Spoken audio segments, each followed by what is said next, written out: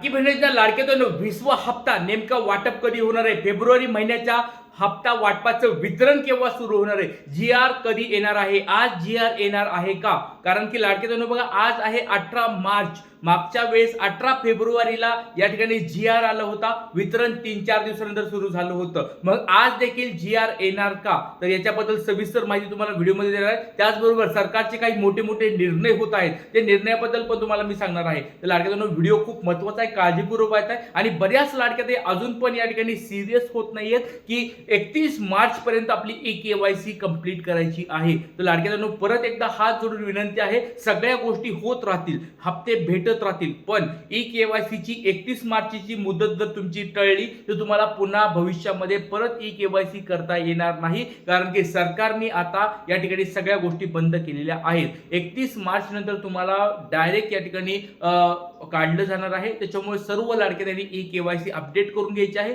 E-KYC जर केली नसेल तर लाडक्यांनो त्याच्यासाठी काही ऑप्शन अजून आलेला नाहीये. सरकारकडे आपल्याला विनंती करावी लागणार आहे, मागणी करावी लागणार आहे की ज्या लाडक्यांची ई-केवायसी बाकी आहे त्यांना लवकरात लवकर ई-केवायसी चालू करायला भेटायला पाहिजे. कारण की जी ई-केवायसी अपडेट चालू आहे ती फक्त ज्यांची चुकली आहे त्यांना फक्त ई-केवायसी अपडेट करते ते, बाकी नवीन ई-केवायसी कुणालाच करता येत नाही. त्याच्यामुळे सरकारकडे ही देखील मागणी असणार आहे. चला आता मेन मुद्द्याकडे आपण येऊया. जी-आर नेमका कधी येणार आहे? जी-आर कधी येणार आहे? वितरणाचा जी-आर आज येणार आहे का? याच्याबद्दल मी तुम्हाला सविस्तर माहिती देणार आहे. आणि मागच्या वेळेस जी-आर मध्ये किती वितरण झालं होतं, कशा स्वरूपात वाटप झालं होतं, सगळ्या गोष्टी तुम्हाला मी पुराव्यासहित दाखवणार आहे. खूप महत्त्वाचा व्हिडिओ असणार आहे. लाडक्यांनो तुम्ही सगळ्यांनी बघितलं असेल आपले व्हिडिओ आता या ठिकाणी ज्यावेळेस अपडेट येतात त्यावेळेसच येत आहेत. कधी पण दररोज आपण या ठिकाणी बळच व्हिडिओ काढत नाहीयेत. सगळ्या गोष्टी तुम्हाला ह्या समजल्या असतील. चला आता वेळ वाया व्हिडिओला सुरुवात करतो. 20वा हप्ता जी-आर नेमका कधी येणार आहे, सरकारचे काय मोठे निर्णय होत आहे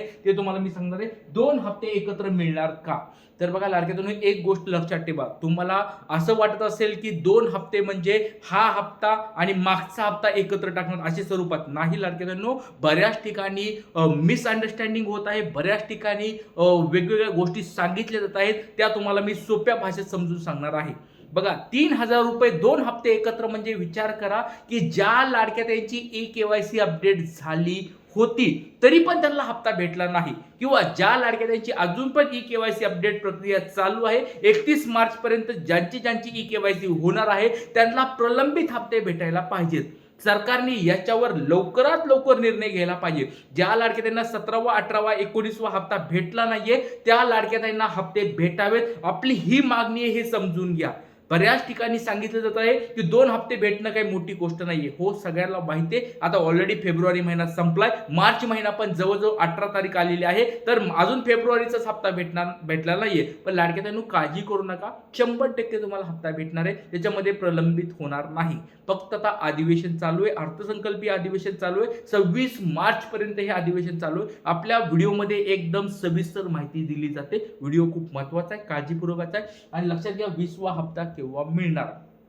लाडक्यातून एक गोष्ट सांगतोय तुम्हाला, जोपर्यंत हे अधिवेशन सुरू आहे सरकारचं लक्ष त्या अधिवेशनात आहे, अर्थसंकल्पीय अधिवेशनात आहे. मी या ठिकाणी बऱ्याच मंत्र्यांच्या पीएनना पण चर्चा केलेली आहे, पण त्यांचं सगळ्यांचं हेच आहे की मंत्री साहेब डायरेक्ट या ठिकाणी अर्थसंकल्पीय अधिवेशनात बिझी असल्यामुळे काहीच बोलता येत नाही. हे तुम्हाला सगळ्या गोष्टी मी क्लिअर करून सांगतोय. बऱ्याच लाडक्यांना वाटत आहे की हप्ता हा प्रलंबित का पडत आहे, बऱ्याच दिवसापासून का या ठिकाणी भेटत नाहीये. तर त्याचं कारण तुम्हाला मी डायरेक्ट सांगत आहे, अधिवेशन सुरू आहे, सगळ्या लोकांचे लक्ष त्या ठिकाणी अधिवेशनात लागलेलं आहे. आणि हे अधिवेशन सोपं नाहीये, अर्थसंकल्पीय अधिवेशन आहे, सगळ्यात महत्त्वाचं अधिवेशन असल्यामुळे लाडक्या ताईंचा जो हप्ता आहे तो हप्ता त्या ठिकाणी भेटेल. काळजी करू नका, जी-आर येण्याचे चान्सेस भरपूर आहेत.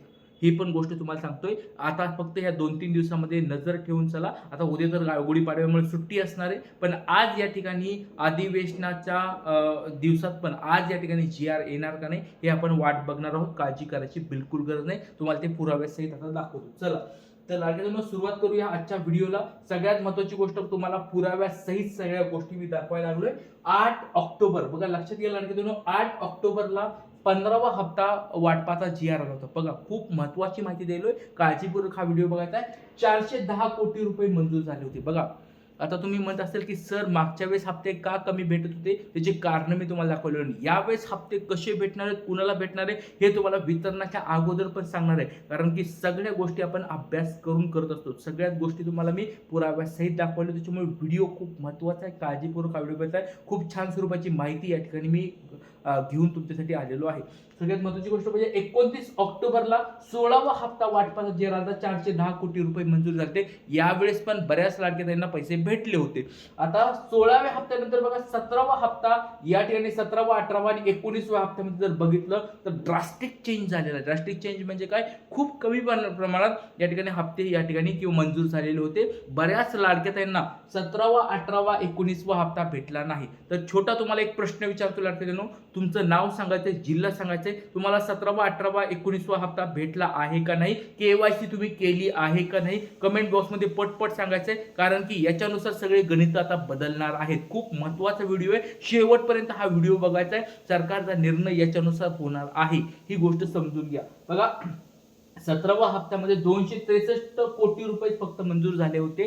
त्याच्यानंतर जो 20वा हप्ता होता, सॉरी 20 जानेवारीला 18वा हप्त्याचा जीआर आला होता, 393 कोटी रुपये या ठिकाणी मंजूर झाले होते. आणि सगळ्यात महत्त्वाची गोष्ट म्हणजे मागचा जो हप्ता होता 19वा हप्ता, तो 18 फेब्रुवारीला आला होता जीआर. 18 फेब्रुवारी, बघा डेट समजून घ्या. आज आहे 18 मार्च. 18 फेब्रुवारीला मागच्या वेळेस जीआर आला होता, 19व्या हप्त्याचा जीआर होता तो. आणि 98 कोटी रुपये फक्त, जवळजवळ 98 किंवा 99 कोटी रुपये फक्त मंजूर झाले होते. आणि मागच्या वेळेस तुम्ही बघितलं असेल बऱ्याच लाडक्याताईंचे मेसेज यायला सुरू झाले होते, सर आम्हाला हप्ता भेटला नाहीये, सर आम्हाला हप्ता भेटला नाहीये, सर आम्ही ई-केवायसी केली आहे तरी आम्हाला हप्ता भेटला नाहीये. मग नेमकं याचं काय कारण आहे? त्याच्यामुळे सर्व लाडक्याताईंना एक विनंती आहे, 31 मार्च पर्यंत सर्वांनी ई-केवायसी काळजीपूर्वक करून घ्या. परत सांगतो, 31 मार्च पर्यंत जर तुम्हाला हप्ता भेटत नसेल तर लवकरात लवकर अंगणवाडी सेविकांना जाऊन भेटा. मागच्या वेळेस बघा फक्त 98-99 कोटी रुपये मंजूर झालते. यावेळेस पण शक्यता खूप कमी आहे. म्हणजे 98च्या एवढे तर कमी नाही भेटणार, पण ह्याच्यापेक्षा थोडे जास्त भेटतील. काळजी करायची गरज नाहीये. पण लाडक्यातून सर्वांनी लवकरात लवकर हप्ता वाटपाचा जीआर येण्याच्या अगोदर सर्वांनी आपली ई-केवायसी करून घ्या. कारण की त्याच्यानुसार सगळे गणित बदलत असतात.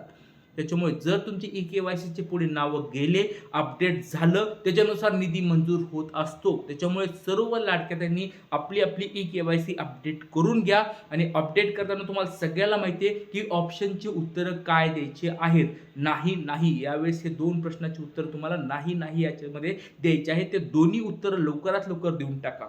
आता एक छोटा तुम्हाला प्रश्न विचारतो लाडक्याताईंनो, बघा बऱ्याच लाडक्याताई विचार करत आहेत की सर हप्ता नेमका वाटप कधी होणार आणि सगळ्यात महत्त्वाची गोष्ट पुण्याला होणार. तर एक गोष्ट लक्षात घ्या लाडक्याताईंनो, तुम्हाला वितरणाच्या अगोदर सांगतोय, जरी तुम्हाला यावेळेस हप्ता भेटला नाही, ई-केवायसी अपडेट केली तरी पण काळजी करायची बिलकुल गरज नाहीये. 31 मार्च पर्यंत वाट बघायची आहे. 31 मार्च पर्यंत सगळ्या गोष्टी होणार आहेत. यावेळेस फायनान्शियल इयर आहे, जे फायनान्शियल आर्थिक वर्ष या ठिकाणी मार्च महिन्यामध्ये संपत असतं 31 मार्च पर्यंत. ते संपल्यानंतर नवीन याद्या येणार आहेत. नवीन याद्या आल्यानंतर त्या यादीमध्ये तुमचं नाव यायला पाहिजे.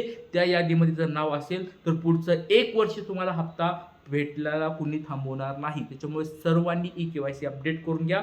सर्वांना ही विनंती आहे. तुम्ही आता जरी तुम्हाला हप्ता भेटला नाही, काळजी करू नका. 100% तुम्ही फक्त ई-केवायसी करून घ्या, अपडेट करून घ्या. तुम्हाला पुढच्या भविष्यामध्ये तुम्हाला हप्ते चालू होतील. हा तुम्हाला मी लाडक्याताईंनो ह्या सगळ्या गोष्टी तुम्हाला काळजीपूर्वक सांगतोय. त्याच्यामुळे सर्वांनी काळजीपूर्वक आपली ई-केवायसी करून घ्या. इथे सांगतो. जय हिंद, जय महाराष्ट्र, जय शिवराय, श्री